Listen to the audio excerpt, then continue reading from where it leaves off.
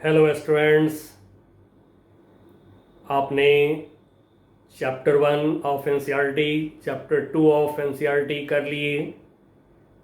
अब हम लोग चैप्टर 3 पर आ रहे हैं। चैप्टर 3 हमारा है करंट इलेक्ट्रिसिटी। चैप्टर 1 चैप्टर 2 में आपने इलेक्ट्रोस्टैटिक्स के स्टडी करा, जिसमें चार्ज रेस्ट में होते थे। अब हमें चार्ज को मोशन में लाना है, इसलिए बहुत लोग इसको इलेक्ट्रोडायनामिक्स भी बोलते हैं। इलेक्ट्रोस्टैटिक्स में चार्ज एट रेस्ट को स्टडी किए, इलेक्ट्रोडायनामिक्स में चार्ज इन मोशन को हम स्टडी करेंगे।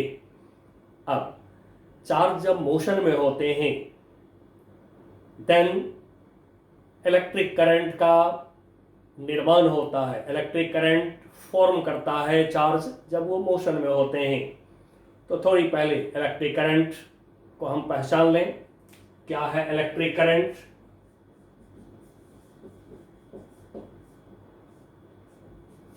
Electric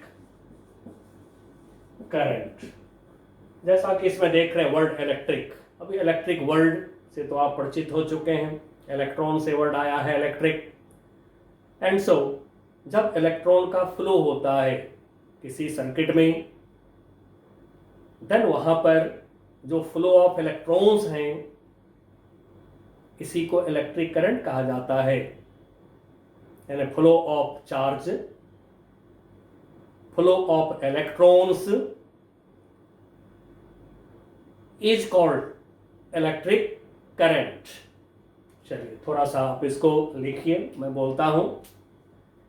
electric current is flow of charge और it is flow of electrons in a circuit। अब सर्किट के बारे में आपने क्लास 10th में पढ़ा है। Close continuous path of electric current is called electric circuit. Electric circuits में कंडक्टर्स होते हैं, कंडक्टर में चार्ज चलते हैं, जैसा कि आपने पिछले चैप्टर में भी पढ़ा। तो जो क्लोज कंटिन्यूअस पाथ है इलेक्ट्रिक करंट का, इसी को इलेक्ट्रिक सर्किट का नाम दिया गया है। अब हम लोग जो स्टडी करते हैं इलेक्ट्रिक करंट का, तो इसको कहा जाता है conventional electric current. Conventional current, जिसको आप सीधे करंट बोलते हैं, सीधे इलेक्ट्रिक करंट बोलते हैं, एक्चुअली उसको बोलते हैं कॉन्वेंशनल करंट। अब कॉन्वेंशनल करंट क्या है, इसी पर हमारा पूरा फिजिक्स अभी से स्टार्ट होगा। तो कॉन्वेंशनल करंट को थोड़ा हम डिफाइन कर लें। कॉन्वेंशनल करंट, जिसको कि आप बोलेंगे आने वाले सारे टॉपिक, सारे चैप्टर्स में बोलेंगे इलेक्ट्रिक करंट। यही कॉन्वेंशनल करंट को हम लोग इलेक्ट्रिक करंट बोला करते हैं। डिफाइन कर दीजिए। कॉन्वेंशनल करंट इज assumed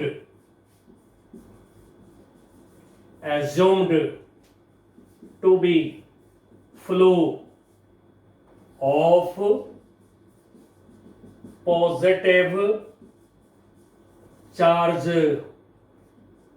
मतलब कि जो कॉन्वेंशनल करंट है, इसको माना गया है फ्लो ऑफ पॉजिटिव चार्ज। यानी जिधर पॉजिटिव चार्ज चलते हैं उधर कॉन्वेंशनल करंट को आप बोलेंगे, यानी कि करंट को बोलेंगे आप। अब कॉन्वेंशनल करंट की जो डायरेक्शन होगा, तो उसके लिए बोला गया कि जो कॉन्वेंशनल करंट है, it is assumed to be flow of positive charge and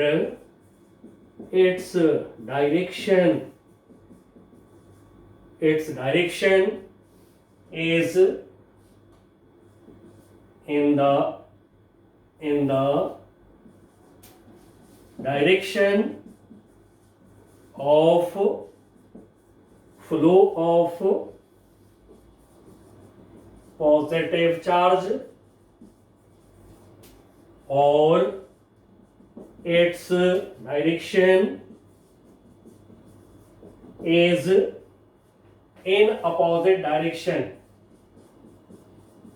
in opposite direction of flow of electrons, या कहीं पर यदि नेगेटिव चार्ज है तो इलेक्ट्रॉन भी नेगेटिव चार्ज है, नेगेटिव चार्ज। ये जो कॉन्वेक्स करंट है इसके डायरेक्शन नेगेटिव चार्ज की फ्लो के अपोजिट डायरेक्शन में आप लेंगे, जिसको आप इलेक्ट्रिक करंट का नाम देने जा रहे हैं। इसका डायरेक्शन फ्लो ऑफ इलेक्ट्रॉन्स या फ्लो ऑफ नेगेटिव चार्ज के अपोजिट डायरेक्शन में लेंगे, क्योंकि मान लीजिए कि एक हमारा कंडक्टर है, हमने इस पर एक बैटरी के मदद से पोटेंशियल डिफरेंस अप्लाई कर दिया। अब जैसा कि आप जान चुके हैं, बैटरी के पॉजिटिव टर्मिनल से जिस एंड को ज्वाइन करेंगे ये टर्मिनल होगा पॉजिटिव, ये टर्मिनल क्या होगा हमारा नेगेटिव, ये एंड ऑफ कंडक्टर क्या होगा नेगेटिव। अब जो इसमें फ्री इलेक्ट्रॉन है कंडक्टर में, मेटल में, जैसे मेटल कंडक्टर, जो इसमें फ्री इलेक्ट्रॉन्स हैं, अब वो इलेक्ट्रॉन्स पर सिंपली सोच सकते हैं ये नेगेटिव क्या करेगा रिपल्सन का फोर्स, ये पॉजिटिव क्या करेगा अट्रैक्शन का फोर्स, एंड सो इलेक्ट्रॉन चलेंगे इधर की तरफ, ई माइनस इलेक्ट्रॉन को दिखा दिया हमने। अब आप जरा सोचिए कि इसके अंदर यदि पॉजिटिव चार्ज को एज्यूम करें हम, तो पॉजिटिव चार्ज किधर चलेगा, तो पॉजिटिव चार्ज जो एज्यूम करेंगे इसके अंदर, ये रिपेल करेगा, ये अट्रैक्ट करेगा, तो पॉजिटिव चार्ज आपका चलेगा इधर की तरफ, ठीक है। पॉजिटिव चार्ज चलेंगे इधर की तरफ, बट ये एज्यूम कर रहे हैं, ठीक है। ये पॉजिटिव चार्ज हम लोग एज्यूम कर रहे हैं। कन्वेंशनल करंट का जैसा कि डेफिनेशन दिए हैं, it is assumed to be flow of positive charge. अब पॉजिटिव चार्ज के फ्लो के डायरेक्शन में करंट दाईं तरफ जो हमारा सर्किट है, इसमें आई से हमने करंट को डिनोट किया, क्लास 10 में आपने आई से डिनोट किया हुआ है।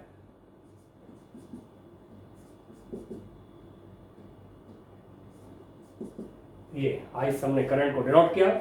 यही बात हम लोगों ने लिखा है कि इलेक्ट्रॉन की फ्लो नेगेटिव चार्ज की जिधर फ्लो होते हैं उसके अपोजिट डायरेक्शन में कॉन्वेंशनल करंट होते हैं, यानी कि इलेक्ट्रिक करंट का डायरेक्शन होता है। अब बच्चों, हम लोग को इलेक्ट्रिक करंट जो डिफाइन करनी है, पॉजिटिव चार्ज लेकर डिफाइन करनी है, एंड सो यहीं से आप लोग माइंड सेट कर लेंगे electric current is a positive quantity, ये पॉजिटिव क्वांटिटी है। और ऐसा इसलिए करा गया है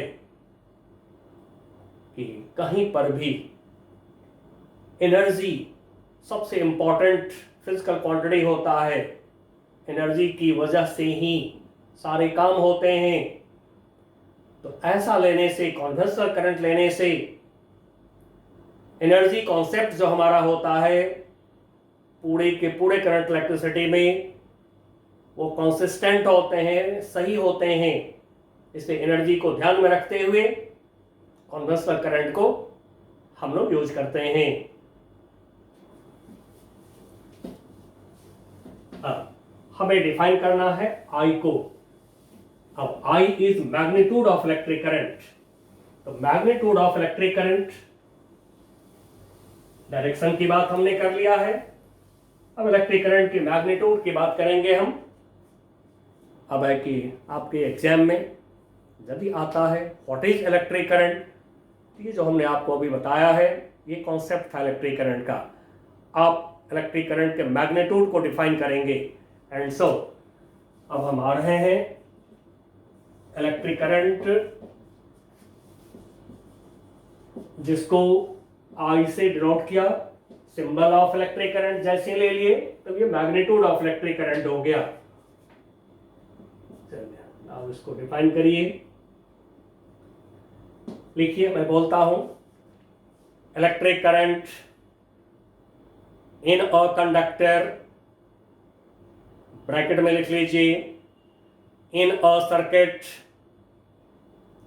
is time rate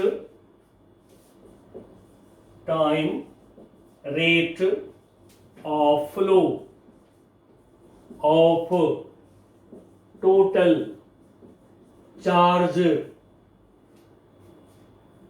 through a cross section of the conductor। Paragraph change करिए, that is I equal to Q upon T, where Q is total charge। अब चार्ज मतलब पॉजिटिव चार्ज, ओनली चार्ज हम लोग लिख रहे हैं, पॉजिटिव चार्ज की flow converse current की हम लोग अब आगे स्टडी कर रहे हैं, ये अंडरस्टूड रहेंगे हमेशा के लिए। Now Q is total charge flowing in या flown in time t in a conductor through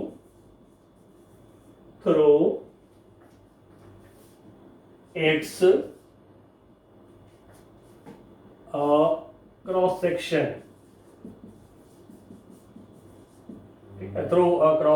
through its cross section, यानी कंडक्टर की एक क्रॉस सेक्शन से जो टोटल चार्ज पास किया उसको Q एज्यूम कर लिया हमने, और कितने टाइम में चार्ज का फ्लो हुआ इसको हमने T एज्यूम कर लिया। अब क्रॉस सेक्शन वर्ड को पहचान लीजिए, फिर हम आगे बढ़ेंगे। क्रॉस सेक्शन जो वर्ड है, ये वर्ड आया है क्रॉस से। अब ये क्रॉस को आप पहचान गए होंगे, जो क्रिश्चियंस लोग यूज करते हैं, होली क्रॉस। तो ये जो क्रॉस है, यहीं से वर्ड आया है cross section. Cross section word physics में उसी जगह पर होते हैं जहां पर टू फिजिकल क्वांटिटीज होते हैं। अब यहां पर कहेंगे कौन कौन टू फिजिकल क्वांटिटीज हैं। एक हो गया flow of charge, rate of flow of charge, और दूसरा हो गया परपेंडिकुलर सेक्शन, यानी एरिया ऑफ क्रॉस सेक्शन जिसको कहते हैं। मान लीजिए कि ये कंडक्टर है, अब इस कंडक्टर में चार्ज की फ्लो हो रहे हैं, इलेक्ट्रिक करंट चल रहा है ऐसे, तो ये rate of flow of charge का डायरेक्शन हो गया। जिस सेक्शन पे परपेंडिकुलर फ्लो ऑफ चार्ज, जिस सेक्शन पे परपेंडिकुलर, इसी को कहेंगे एरिया ऑफ क्रॉस सेक्शन। चलिए बच्चों, अब ये जो हम लोगों ने निकाला है अभी, I equal to Q by T, जब हमारा करंट कांस्टेंट होगा, एसटीडी होगा, जब आप करंट को कभी चलाते हैं पोटेंशियल डिफरेंस अप्लाई करके, तो वहां पर क्या होता है, थोड़ा सा वक्त लगता है करंट को कांस्टेंट होने में, एसटीडी होने में थोड़ा सा वक्त लगता है, इसकी भी हम बात करेंगे आगे। तो जो एसटीडी करंट है, कांस्टेंट करंट है I Q बाई T। नहीं, यदि करंट एसटीडी नहीं है, करंट कांस्टेंट नहीं है, वेरिएबल है, कहीं करंट टाइम के साथ वेरी कर रहा है, आगे वेरिएबल करंट पढ़ेंगे भी आप चैप्टर 7 में, अल्टरनेटिंग करंट, वेरिएबल करंट पढ़ेंगे। तो यदि करंट वेरिएबल है तो फिर at any instant of time हमें करंट चाहिए। यदि करंट समय के साथ बदल रहा है तो हमें eight any instant of time current चाहिए। तो आप इसको डिफरेंशिएट कर लीजिए, क्योंकि हमें पता है differential coefficient shows instantaneous rate, and so mention करिए if current varies with time यदि करंट समय के साथ वैरी करता है तो फिर at any instant of time, at any instant of time current in a conductor, at an instant of time current in a conductor या सर्किट बोल सकते हैं, in a conductor, in a circuit, conductor is part of circuit, in a conductor, in a circuit, I equal to dq upon dt। तो बच्चों दो तरह की आपको प्रॉब्लम मिलेंगे करंट का। एक होगा कांस्टेंट करंट के लिए, तो कांस्टेंट करंट के लिए total charge by total time, इसको एवरेज भी कह सकते हैं आप। एवरेज करंट, एवरेज तो कांस्टेंट होता है, टोटल टाइम से डिवाइड हुआ तो एवरेज करंट हो गया during the time of flow of charge. अब ये हो गया at a time, at an instant of time, dq by dt, difference of coefficient of charge with respect to time. अब यदि आपको चार्ज निकालने के लिए बोल दे तो फिर वही बात आप चेक कर लीजिएगा। करंट कांस्टेंट है, यदि एसटीडी करंट कांस्टेंट करंट, तो फिर Q equal to I into T. नहीं, यदि कहीं करंट वेरिएबल हो गया और आपको चार्ज चाहिए तो फिर कैलकुलस में आना पड़ेगा। तो dq इक्वल टू पहले कर लेंगे हम आई डी टी। अब टोटल चार्ज के लिए, टोटल चार्ज के लिए dq को इंटीग्रेट कर दें तो dq का इंटीग्रेशन q यानी total charge, this is equal to integration I D T कर लेंगे। अब टाइम हमें देगा प्रॉब्लम, तो इनिशियल टाइम को मैं t1 लिख देता हूं, फाइनल टाइम को t2 लिख देता हूं। ऐसे इनिशियल टाइम यदि ना दे प्रॉब्लम, तो हम लोग पढ़े हैं काइनेमेटिक्स में 11 क्लास में पढ़े हैं, initial time of any process any motion is zero. तो यदि आपको इनिशियल टाइम ना बतावे कोई प्रॉब्लम तो आप यहाँ पर जीरो ले लेंगे। आइए बच्चों, हमने करंट सीख लिया, चार्ज सीख लिया, हमने करंट का डायरेक्शन देख लिया हम लोग। अब लेते हैं नेक्स्ट टर्म, यह है electric current density. Now what is electric current density? Electric current density, electric current density, इसको जे वेक्टर से जनरली लोगों ने डिनोट किया है। ऐसे जे जनरली करंट बोल के यदि आपको जे बोल दिया जाए तो आप इसको यहीं पढ़ेंगे, इलेक्ट्रिक करंट डेंसिटी पढ़ेंगे या करंट डेंसिटी, ठीक है। Electric current density, electric current को शॉर्ट में करंट बोलेंगे हम लोग, बुक में भी लिखा रहेगा। तब क्या है, इसको डिफाइन करिए। Electric current density at a point in a conductor is defined as electric current inside bracket I per unit area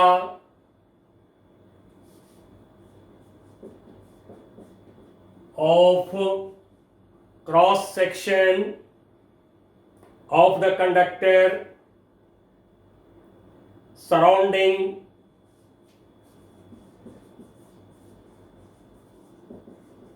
that point, surrounding that point। और बच्चों मैं बोलता हूं, आप उसको लिखा करिए। नहीं, यदि आप को लिखने में थोड़ा भी परेशानी हो तो थोड़ा वीडियो को पीछे ला करके फिर आप लिख लीजिए नोट्स को। जैसा कि हमने फर्स्ट क्लास में आपको बताया था, हमेशा नोटबुक में नोट्स आप लिख लिया करेंगे, क्योंकि आपका नोट्स पूरा तैयार हो जाएगा। तो फिर नोटबुक देख के प्रॉब्लम करते रहिए। अगर आप चेंज करेंगे, that is J vector equal to I upon area vector. अब जैसा कि आप पढ़े हैं पिछले चैप्टर्स में, area is a vector quantity. तो इसको स्केलर फॉर्म में लिखते हैं, मैग्नीट्यूड के फॉर्म में, आई का मैग्नीट्यूड अपॉन ए का मैग्नीट्यूड। अब ये फॉर्म जो है आप यूज करेंगे प्रॉब्लम्स में। यूनिट इसका चेक कर लें, इट्स यूनिट इट्स यूनिट आई एम्पियर, करंट की यूनिट ऑलरेडी आप जानते हैं, SI unit of current I is ampere, ampere के लिए ई, area metre square, ampere per metre square unit हो गया। डायरेक्शन, तो डायरेक्शन जिधर होगा कॉन्वेंशनल करंट का डायरेक्शन, आई का डायरेक्शन, उधर होंगे जे का डायरेक्शन, लिख लीजिए। Direction of J vector is in direction of conventional current, bracket में लिख लीजिए आई। एरिया वेक्टर से इसकी डायरेक्शन आप डिसाइड नहीं कर पाएंगे, जिधर आई यानी कॉन्वेंशनल करंट, उसी डायरेक्शन में जे वेक्टर एरिया वेक्टर है। मैं थोड़ा आपको फिगर से ही इसको और क्लियर कर दे रहा हूं। मान लीजिए कि ये कोई कंडक्टर है, कंडक्टर में इलेक्ट्रिक करंट का फ्लो हो रहा है। इलेक्ट्रिक करंट कंडक्टर में सभी जगह पर सेम होते हैं। इनिशियली जब चार्ज का फ्लो होता है due to potential difference, circuit की बात हम करेंगे अभी आगे, तो जब पोटेंशियल डिफरेंस अप्लाई करते हैं, जब इलेक्ट्रॉन चलते हैं, चार्ज चलता है, इलेक्ट्रिक करंट चलते हैं, तो थोड़ी देर में इलेक्ट्रिक करंट स्टेडी स्टेट में आ जाता है, यानी कि rate of flow of charge constant हो जाते हैं through whole conductor. And so whole conductor में सभी जगह पर करंट सेम होते हैं। चलिए मैं दिखा रहा हूं सेंट्रल लाइन के अलाउंग, एक्सिस ऑफ कंडक्टर के अलाउंग मैं दिखा रहा हूं, ये करंट को दिखाया मैंने। अब हमसे कहा गया बताओ जी यहां पर एक पॉइंट पर बताओ करंट डेंसिटी क्या है, इलेक्ट्रिक करंट डेंसिटी क्या है। तो कुछ नहीं, आप तुरंत क्या करिए, इस पॉइंट के सराउंडिंग यानी कि चारों तरफ ले लीजिए क्रॉस सेक्शन एरिया। जिस एरिया पे करंट परपेंडिकुलर है वो क्रॉस सेक्शन एरिया ले लीजिए। जितने एरिया से करंट का फ्लो हो रहा है and perpendicular to the direction of flow of current, यही हो गया perpendicular area, area of cross section जिस पे करंट परपेंडिकुलर है। अब आई अपॉन ए, अब ये जो एरिया है इस एरिया का मैग्नीट्यूड ए। अब area is vector quantity, vector form में एरिया को गॉस लॉ के समय लिखे हैं, बट यहां पर आपको इसकी जरूरत पड़ेगा ना। अब इलेक्ट्रिक सर्किट की हम बात करें तो जैसा कि आप पढ़े हैं, मैंने भी थोड़ी देर पहले बोला है कि close continuous path of electric current is electric circuit.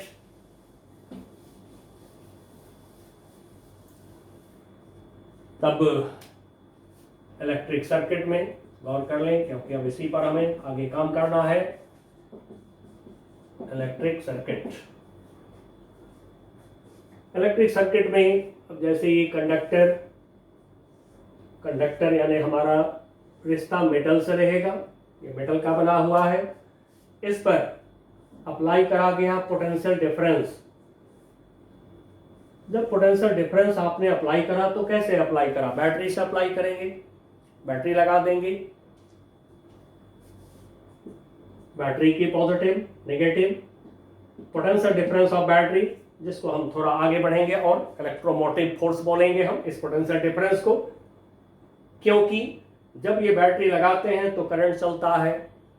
अब जैसा कि जस्ट पहले हम लोगों ने दिखाया था कि बैटरी के पॉजिटिव से ये एंड पॉजिटिव हो जाते हैं, बैटरी के नेगेटिव से ये एंड नेगेटिव हो जाते हैं। जो इसमें इलेक्ट्रॉन है, इलेक्ट्रॉन इधर चलेगा। इसमें इलेक्ट्रिक फील्ड यदि हम दिखाते हैं तो ये जो एक्सटर्नल चार्जेस हैं प्लस माइनस, इसकी वजह से यदि इलेक्ट्रिक फील्ड हम दिखावें, ये दिखा दिया इलेक्ट्रिक फील्ड को हमने, इन दोनों एंड पे जो चार्जेस हैं, इन दोनों एंड चार्जेस की वजह से इलेक्ट्रिक फील्ड ई दिखाया हमने due to this potential difference, electric field E को दिखाया है। ठीक है, applied potential difference, this is applied electric field, ध्यान रखिएगा। जो इंटरनल चार्जेस है उसका इलेक्ट्रिक फील्ड नहीं, दोनों एंड पे जो चार्ज है ड्यू टू बैटरी, इसकी वजह से इलेक्ट्रिक फील्ड है, अप्लाइड इलेक्ट्रिक फील्ड इसी को बोलेंगे हम लोग। अब यदि इसमें पॉजिटिव चार्ज हम एज्यूम करें तो पॉजिटिव चार्ज पे फोर्स इलेक्ट्रिक फील्ड के डायरेक्शन में, एंड सो चलेगा इधर। नेगेटिव चार्ज इलेक्ट्रॉन, कंडक्टर में तो फ्री इलेक्ट्रॉन है, तो इलेक्ट्रॉन जो है, इलेक्ट्रॉन को ये नेगेटिव रिपेल या पॉजिटिव अट्रैक्ट करेगा, तो इलेक्ट्रॉन चलेगा आपका इधर की तरफ। अब जैसा कि हम लोगों ने अभी डिस्कस करा कि हम लोग कन्वेंशनल करंट को पढ़ रहे हैं, तो कन्वेंशनल करंट पॉजिटिव चार्ज जिधर चलते हैं उधर कन्वेंशनल करंट, जिसको कि ओनली करंट बोलते हैं आप, आई। अब इलेक्ट्रॉन जिधर चल रहा है उसके अपोजिट डायरेक्शन में, ठीक है, जो इलेक्ट्रिक करंट हमारा कन्वेंशनल करंट जो है, जिधर इलेक्ट्रॉन चलेंगे उसके अपोजिट डायरेक्शन में, यही हम लोग लिख चुके हैं करंट की डायरेक्शन के बारे में। अब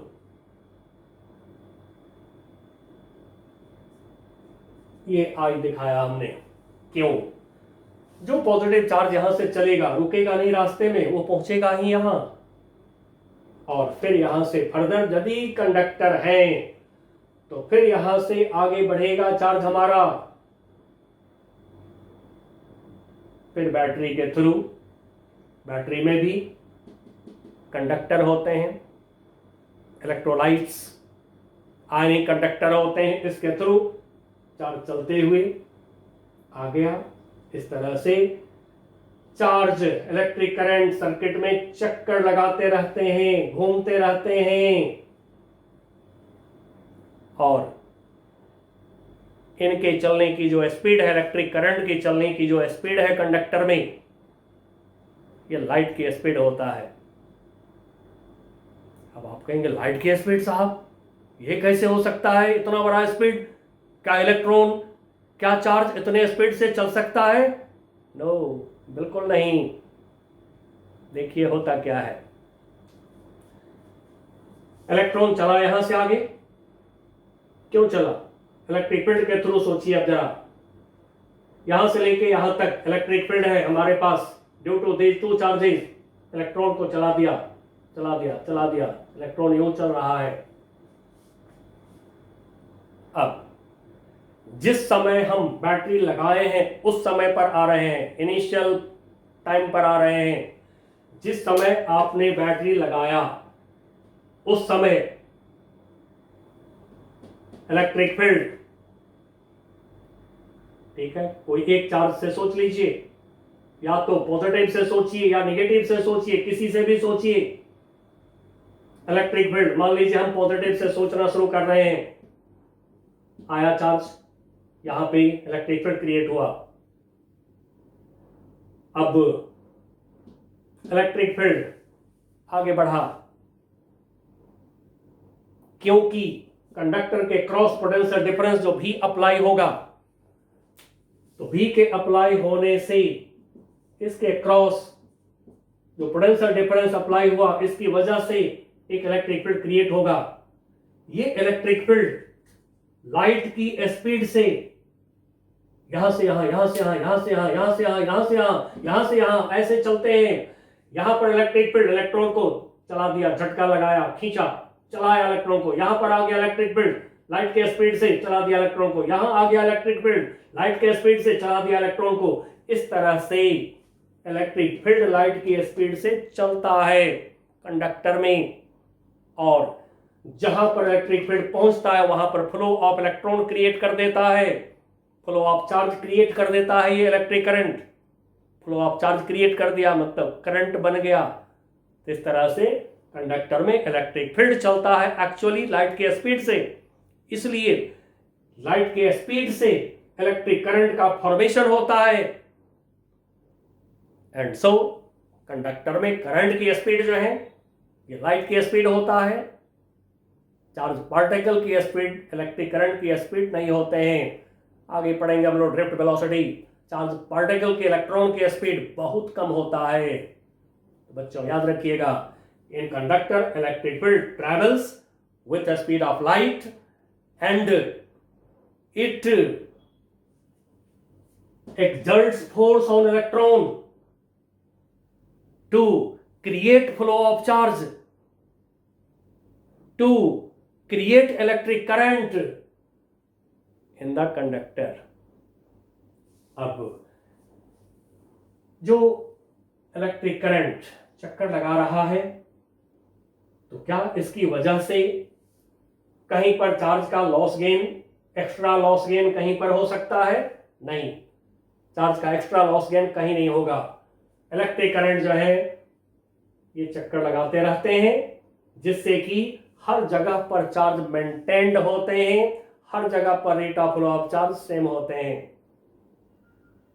अब एक बात और है, यहां पर इलेक्ट्रिक करंट पूरे में सेम होने का एक और वजह जान लीजिए, conservation of charge.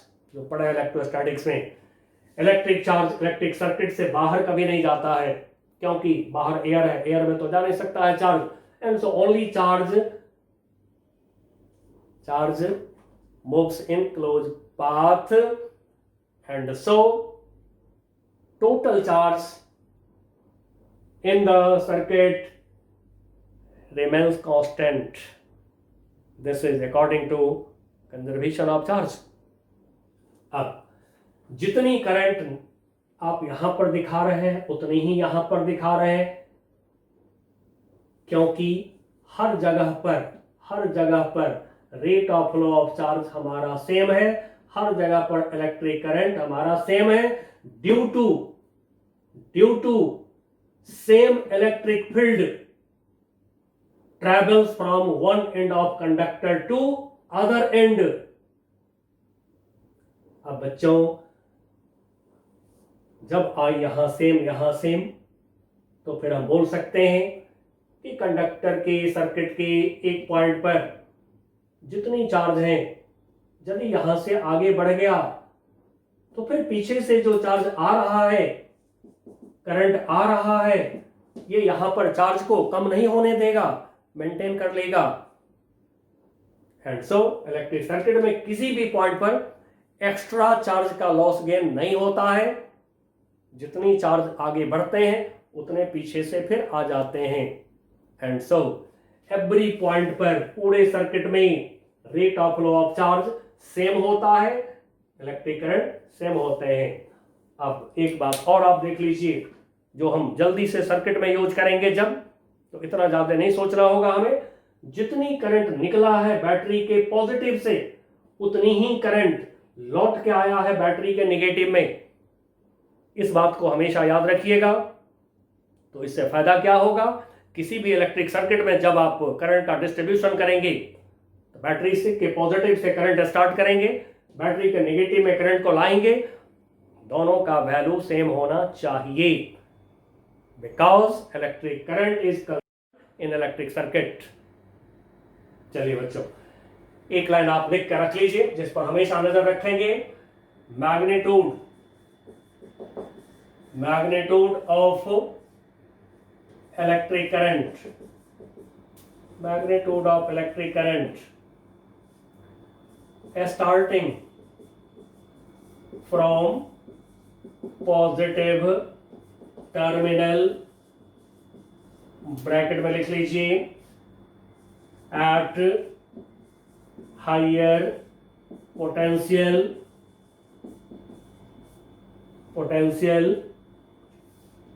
To negative terminal, magnitude of electric current starting from positive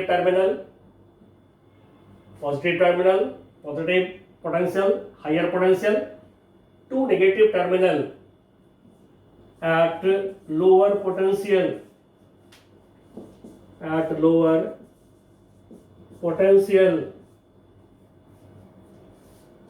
are same, यानी इक्वल। अब पोटेंशियल के थ्रू, जैसा कि इलेक्ट्रोस्टैटिक्स में पढ़े हैं आप, positive charge flows from high potential to low potential. तो electric current start from positive terminal यानी कि हाई पोटेंशियल, और मूव किधर, नेगेटिव टर्मिनल यानी कि लोअर पोटेंशियल। ठीक है, इलेक्ट्रिक करंट तो लिख दीजिए, एक लाइन और लिख दीजिए, electric current flows from higher potential towards lower potential in a circuit. चलिए बच्चों, तब हम लोगों ने करंट की पूरी आइडिया ले लिया, करंट की फ्लो का आइडिया ले लिया, सर्किट का आइडिया ले लिया हमने। अब हम ले रहे हैं सर्किट में पहला लॉ, ओम्स लॉ, जो आप ऑलरेडी पढ़े हैं, बट फर्स्ट लॉ सर्किट का यही है, ओम्स लॉ।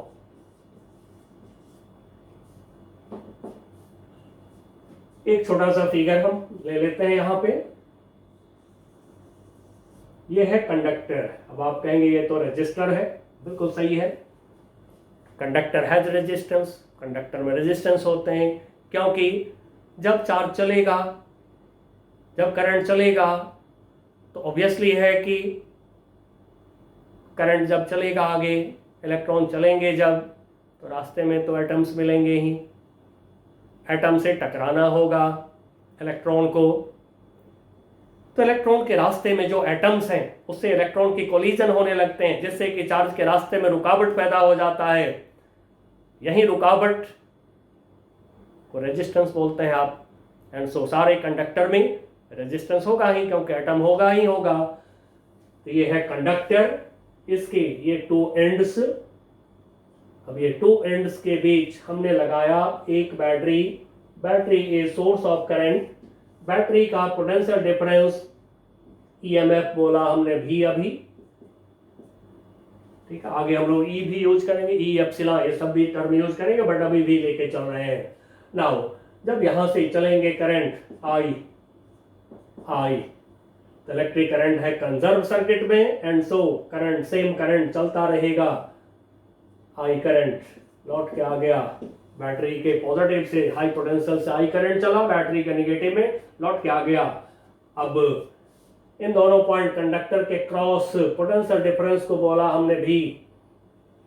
चलिए, अब अकॉर्डिंग टू ओम्स लॉ कहा गया है कि potential difference across the ends of a conductor is directly proportional to current inside bracket I in the conductor, that is V proportional to I। अब इसको equal कर दें, that is V equal to I into R। अब ये 10th में भी आप लोग पढ़े हुए हैं। R को रेजिस्टेंस बोले हैं, I को पहचान गए, V potential difference across the conductor.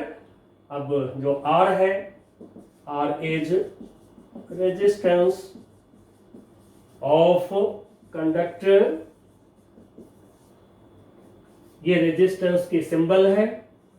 ऐसा सिंबल जब कभी आपको दिखाई पड़े तो समझ जाएंगे रेजिस्टेंस है। अब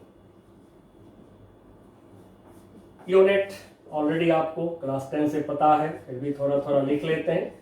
unit of R, this is ohm. Ohm को आप इस सिंबल से, ओमेगा से डिनोट करते हैं।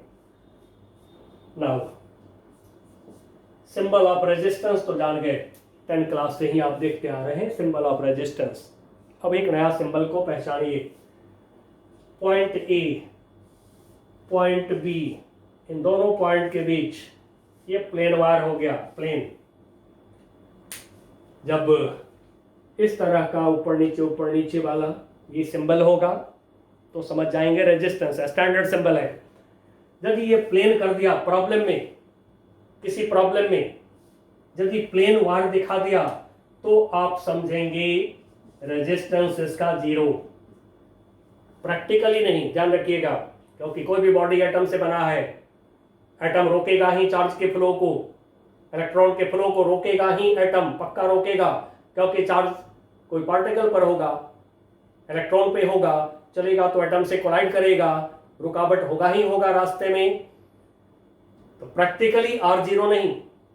प्रॉब्लम में, सर्किट में यदि हमें कभी ये प्लेन वायर दिखा दिया जाए, इसका मतलब होता है कि प्रॉब्लम आपको कह रहा है कि इतना दूर आप रेजिस्टेंस मत लो, तो यदि इतना दूर रेजिस्टेंस हम नहीं लेंगे तो फिर इनके बीच पोटेंशियल डिफरेंस यदि हम ले V A minus V B equal to I into R करें तो क्या होगा 0, तो फिर वी ए इक्वल टू क्या होगा वी बी। एंड सो ये जो 2 पॉइंट्स हैं ये दोनों पॉइंट की पोटेंशियल हो गया सेम। और हम लोग पढ़े हैं इलेक्ट्रोस्टैटिक्स में, बच्चों हमने कहा था कभी शुरुआत करने के समय इलेक्ट्रोस्टैटिक्स जब शुरू करा था मैंने बोला था electrostatics is heart of physics of class 12। इसलिए इलेक्ट्रोस्टैटिक्स का रिवीजन आप हमेशा करते रहिएगा। मैं कहूंगा कि हर 10 दिन पर एक बार इलेक्ट्रोस्टैटिक्स का सारा लेक्चर आप जरूर एक बार देख लिया करिए। इलेक्ट्रोस्टैटिक्स यदि आपको याद है तो पूरे फिजिक्स में कहीं रुकावट नहीं होता है 12 क्लास में। तो अब 2 पॉइंट, ये जो 2 पॉइंट है ये 2 पॉइंट एक पॉइंट है फिजिकली। क्यों? हमने पढ़ा है इलेक्ट्रोस्टैटिक्स में 1 पॉइंट पर ओनली 1 पोटेंशियल होता है, 1 पॉइंट पर ओनली 1 रिजल्टेंट इलेक्ट्रिक फील्ड होते हैं। एंड सो ये दोनों पॉइंट आपका एक हो गया क्योंकि दोनों पॉइंट का पोटेंशियल क्या देख रहे हैं सेम हो गया। एंड सो इस फिगर को, ये जो फिगर ए बी है, इस ए बी फिगर को अब मैं ड्रॉ कर रहा हूं। ये पॉइंट ए पॉइंट बी दोनों पॉइंट हो गया सेम पॉइंट। इस तरह से यदि 2 पॉइंट के बीच में और 0 दिख गया, दोनों पॉइंट को एक कर लीजिएगा, उसके बाद प्रॉब्लम ऑटोमेटिक आपका आसान हो जाएगा। नाउ अब ये जो हम लोगों ने आर की बात करी, आर की सिंबल देखा, आर का यूनिट देखा, अब ये आर वेरिएबल भी हो सकते हैं, कांस्टेंट भी होते हैं। तो देखते हैं कि आर कैसे चेंज होता है, कैसे वैरी करता है। वेरिएशन इन आर, आर मतलब रेजिस्टेंस ऑफ कंडक्टर, रेजिस्टेंस। देखिए एक line, R does not depend on shape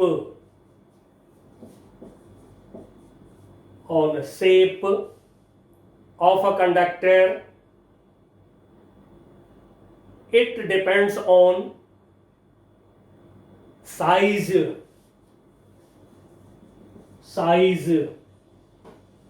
of a conductor। अब साइज पर कैसे डिपेंड करता है तो चलिए देखते हैं।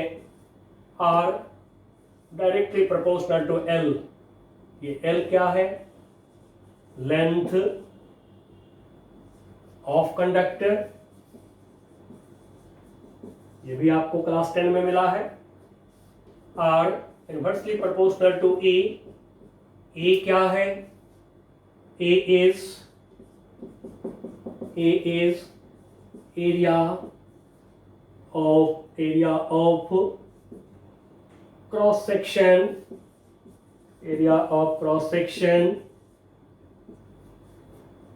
of conductor। अब क्रॉस सेक्शन एरिया हम कैसे देखें तो करंट में आप है, करंट जिस डायरेक्शन में चल रहा है या चल सकता है उस पे जो परपेंडिकुलर सेक्शन होगा, ठीक है, दोनों पॉसिबिलिटी है। खाली कंडक्टर दे दिया आपको और कहा दिया कि बताओ जी इस दोनों एंड के बीच में कितना रेजिस्टेंस है। आप एरिया क्रॉस सेक्शन लेंगे, करंट तो अभी है नहीं। तो सोच लीजिए कि यदि हम ये बैटरी लगा दें, दोनों एंड के बीच बैटरी लगा दें तो क्या होगा? करंट चलेगा, एक एंड से दूसरे एंड ऐसे चलेगा। तो फिर यदि करंट आपका ऐसे चल रहा है तो करंट के डायरेक्शन पे जो परपेंडिकुलर सेक्शन होगा, एरिया होगा, इसको हम समझेंगे एरिया ऑफ क्रॉस सेक्शन। अब दोनों को बच्चों कंबाइन करिए तो फिर दैट इज एक साथ लिख रहे हैं R proportional to L by A. तो ये सब आप 10th में किए हैं तो थोड़ा स्पीड बढ़ा रहे हैं अब हम यहाँ से। Now that is R equal to constant rho L upon A। अब ये जो कांस्टेंट लगाए हैं रो पर रो का नाम इलेक्ट्रिकल, रो का नाम है इलेक्ट्रिकल रेजिस्टिविटी और specific resistance of a conductor and it is constant at a temperature। एक टेम्परेचर पर ये कांस्टेंट होते हैं, एक कंडक्टर के लिए एक टेम्परेचर पर ये रो इलेक्ट्रिकल रेजिस्टिविटी कांस्टेंट होता है। अब रो का यूनिट चेक कर लें। यूनिट ऑफ रो आप यहां से निकाल सकते हैं RA अपॉन L। यूनिट आप खुद भी कभी निकालना चाहें तो निकाल लीजिए। यूनिट डायमेंशन पढ़े हैं, नहीं पढ़े हैं तो मैं तो पढ़ा दिया हूं, आप देख सकते हैं। 11 का भी लेक्चर देखिए। नाउ और लेक्चर देखना हो यदि कोई तो फिर लिंक, ऐसे तो आपको पता चल चुका है, फिर भी मैं लिख दे रहा हूं। Hashtag Thakur sir small letter में टाइप करिए, ठीक है। आपको सारे प्लेलिस्ट मिल जाएंगे यूट्यूब पर, ठीक है। यूट्यूब पर hashtag Thakur sir small letter में टाइप करिएगा, पूरा प्लेलिस्ट आपको 11 का, 12 का, आई रोडोग का, SC वर्मा की सॉल्यूशन का सारा मिल जाएगा। अब वहां से मदद लीजिए, मदद लेकर के अधिक से अधिक जो है पढ़ाई करिए। तो चलिए, यूनिट ऑफ रो हमने लिखा RA अपॉन L, यहां से फॉर्मूला तैयार किया रो का। अब हम यूनिट लिख रहे हैं। R का पता है ओम, एरिया का पता है मीटर स्क्वायर। नेक्स्ट L का पता है SI यूनिट, SI खाली यूज करिए। पता है आपको L का मीटर, एक मीटर कैंसल, तो यूनिट हो गया हमारा ओम मीटर, ये यूनिट हो गया। नहीं शॉर्ट में लिखना चाहे तो ओमेगा M। बट एक ये मैंने रफ किया है, एक फुल नेम में एक शॉर्ट नेम में ऐसे यूनिट नहीं लिखिएगा कभी, ये मैंने रफ किया था, ठीक है। तो ओम मीटर ऐसे लिखिए, या ओमेगा शॉर्ट में लिखते हैं तो ओम के लिए ओमेगा, मीटर के लिए M, दोनों शॉर्ट में लिखिए। अब जो ये इक्वेशन है, इस इक्वेशन को यूज करने के समय जो 10th क्लास में कॉन्सेप्ट जो अभी हम लोगों ने बात करी है, इस कॉन्सेप्ट में कभी कभी थोड़ा दिक्कत आता है, तो यहीं पर मैं थोड़ा सा इस कॉन्सेप्ट को थोड़ी सी मॉडिफाई कर देता हूं, जिससे कि आपको थोड़ा भी दिक्कत ना हो इसको यूज करने में। तो लिख लीजिए in equation R equal to rho L by A। इस इक्वेशन में ये जो L है, ये L लेंथ ऑफ कंडक्टर है, लेकिन इसका बेटर मीनिंग होगा हमारे लिए। L का ज्यादा बढ़िया मतलब होता है कि L is distance between 2 points, distance between 2 points between which we find resistance of a body। जिस बॉडी का जैसा भी बॉडी हो, आपको कहा रेजिस्टेंस निकालिए, तो जिस दो पॉइंट के बीच रेजिस्टेंस बोलेगा, उस दो पॉइंट के बीच डिस्टेंस ये ले लीजिए L एंड A। अब ये A area of cross section जिसको कह रहे हैं, this is area of surface of the body perpendicular to L। जो आप L लेंगे उस पर perpendicular A area of cross section जिसको कह रहे हैं परपेंडिकुलर। जैसे बच्चों आपसे कहा गया, सपोज ये पेन का डब्बा लिया मैंने, आपसे कहा गया कि बताओ जी इसके अपोजिट सरफेस, यहां क्या लिखा है व्हाइट प्लेन, और ये पीछे ये लिखा हुआ है CE। चलिए इन दोनों के बीच कहा कि निकालो रेजिस्टेंस निकालो। तो इन दोनों सरफेस के बीच आप पहले ये लेंथ लीजिए, ये ऐसे लेंथ लीजिए, अपनी पेन को ऐसे रख लीजिए लेंथ के अलाउंग। रख दिया मैंने अपनी पेन को ऐसे लेंथ के अलाउंग। जिस दो पॉइंट के बीच डिस्टेंस, जिस दो पॉइंट के बीच रेजिस्टेंस, ये एल, इसके अलाउंग पेन को रख लिया, ये एल हो गया, एल का डायरेक्शन हो गया।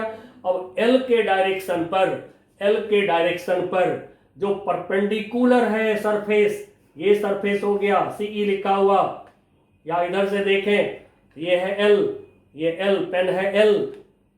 जिस दो सरफेस के बीच रेजिस्टेंस, उनके बीच में डिस्टेंस एल, एल के डायरेक्शन में हमने पेन को रख दिया, ये पेन हो गया एल। इस पे परपेंडिकुलर ये जो सेक्शन हो गया, ये हो गया इस सरफेस का एरिया, हो गया एरिया क्रॉस सेक्शन। नहीं, यदि हमसे कहता है निकालो जी रेजिस्टेंस इस सरफेस और इस सरफेस के बीच, तो यहां से यहां तक ये हो गया एल, ऐसे एल हो गया। अब एल के डायरेक्शन में अपने पेन को रखिए, उस पे परपेंडिकुलर ये सेक्शन हो गया, ये एरिया हो गया, ये हो गया इस सरफेस का एरिया, हो गया एरिया ऑफ क्रॉस सेक्शन। इसलिए क्रॉस सेक्शन में कभी दिक्कत नहीं महसूस करिएगा, जैसे सिखा दिया हूं वैसे यूज करेंगे, सारे प्रॉब्लम अच्छे से सॉल्व होगा। अब कुछ टर्म्स यहाँ पर आए हैं, तो उन टर्म्स को हम देख लें जिसकी हमें यूज करना, जिसको यूज करना है। तो क्या सब टर्म है? सबसे पहले हम देखते हैं कंडक्टेंस। कंडक्टेंस, अब कंडक्टेंस को कई सारे बुक्स में लोगों ने जी लिख रखा है, ठीक है, बट कोई स्टैंडर्ड सिंबल नहीं है, मैं भी ऐसे लिख दिया हूँ जी, स्मॉल जी, कैपिटल जी, ठीक है, इस तरह से लोगों ने लिख दिया है, बट ये स्टैंडर्ड सिंबल नहीं है, ठीक है। तो कंडक्टेंस ये है क्या? रेजिस्टेंस की inverse property, inverse of resistance is conductance.